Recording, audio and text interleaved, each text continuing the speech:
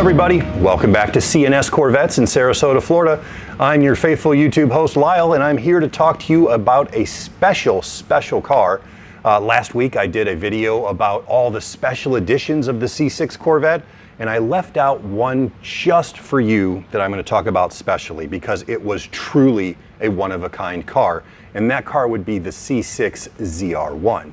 But before I get started with that, please take a moment to like and subscribe to my channel, which again helps me bring you more content. The more customers I get, the more followers I get, the more time I can commit to giving you guys information about our favorite cars.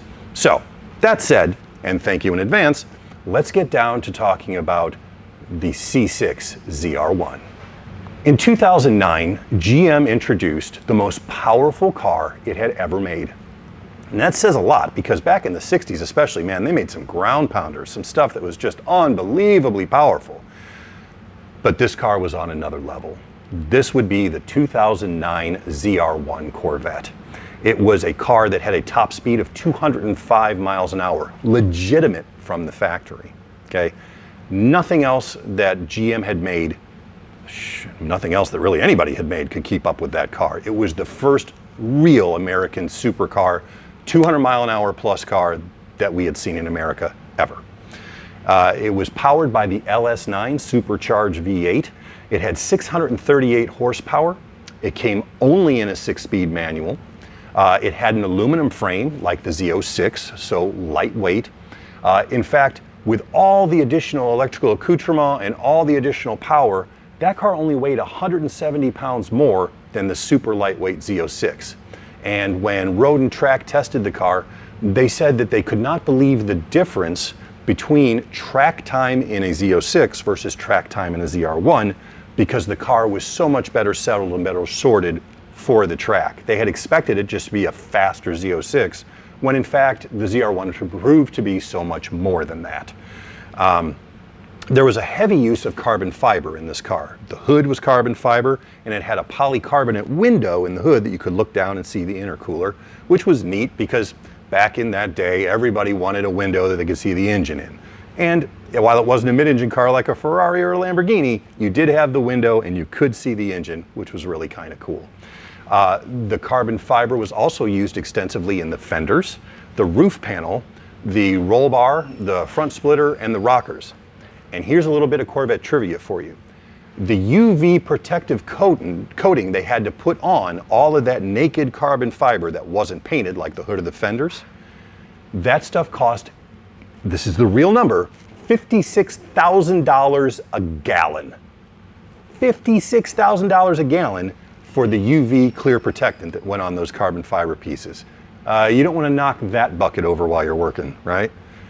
The car was also fitted with massive Brembo brakes that had been sourced directly from Ferrari. The front brakes were carbon ceramic. They were 15.5-inch rotors in the front from the Ferrari FXX Club Racer. And there were 15-inch carbon ceramics on the back, straight from the Ferrari Enzo. So talk about world-class pedigree. These brakes were unbelievable, especially when they got nice and hot. They would grip and they would not fade, and they would really bring the car to a stop faster than any other GM vehicle that had ever been made. The magnetic ride control, what we call the F55, was standard on these cars, and it was tuned specifically to the ZR1. And it did some special things, like when you were doing launch control on the ZR1, it would actually shut down the dampener so there was no rebound on the rear shocks during launch so that the car would stay planted in the rear and get the best bite possible to get off the line, which with 638 horses going to the rear wheels was no mean feat to do well. 0 to 60 time was 3.3 seconds, which at that time was lightning fast. Gives you pause when you think about the base 2020 C8 does it in 2.9. But that's mid-engine for you, and that's a whole nother video we can do. It did the quarter mile in 11.2 seconds, which was really hauling the mail.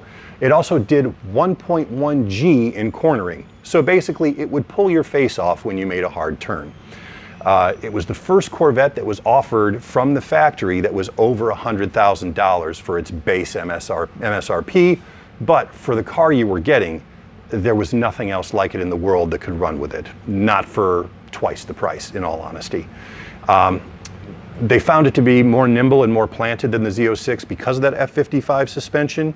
Even better than the Z06s that had F55, which was only available in Z06 in 2012 and 2013.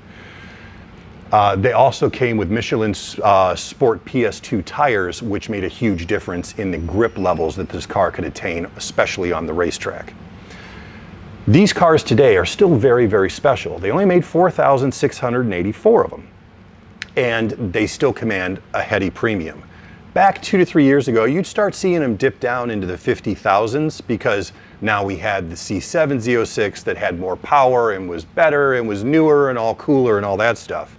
But since the pandemic hit and used car prices have all gone up, we've seen the 09 to 13 ZR1 start to creep up in price, and I'm now seeing them 70, 75, even higher, $80,000 for a nice example. If you were to get one of these cars, I ask you to do 2 things. Number 1, take it to the track and use it, because that's where that car was born to be. In fact, when you bought one new from the factory, you actually had to take a driver's course. It was part of the package that you got when you bought the car, where you would go to one of 2 schools, either in Pahrump, Nevada or in Tempe, Arizona, where you would spend 2 days actually learning how to drive this car the way it was meant to be driven. If you have one of these cars, you get one of these cars, please go learn how to drive it in the way it was meant to be, because it's truly phenomenal at what it does.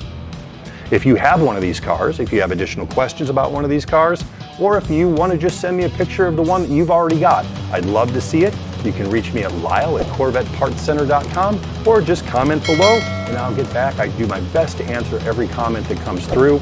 I hope you all have a wonderful weekend. We'll see you next week.